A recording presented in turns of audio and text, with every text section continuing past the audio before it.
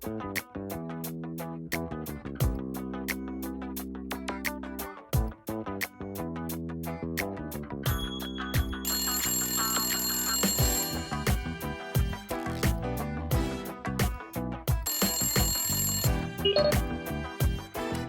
しもし。どうしたの？さっき大学時代の友達に会って一緒にご飯食べることになったんだよね。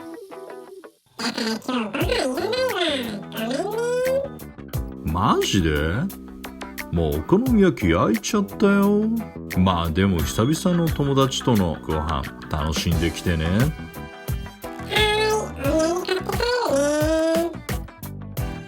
はい、じゃあね。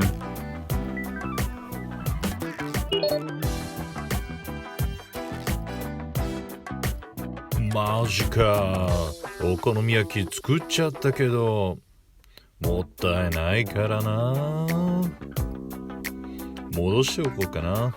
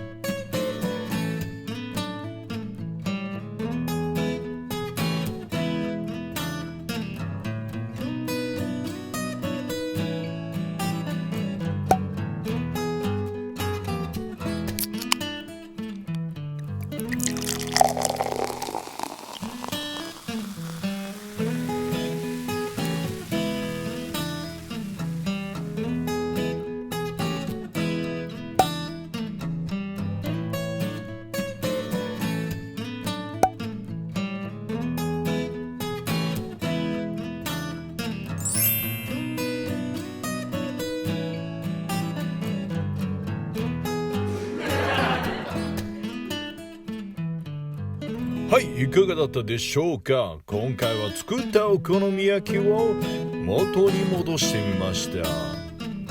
とても簡単にできますので、ぜぜひ皆さんも試してみてくださいね。それではまた次回このチャンネルでお会いしましょう。チャオ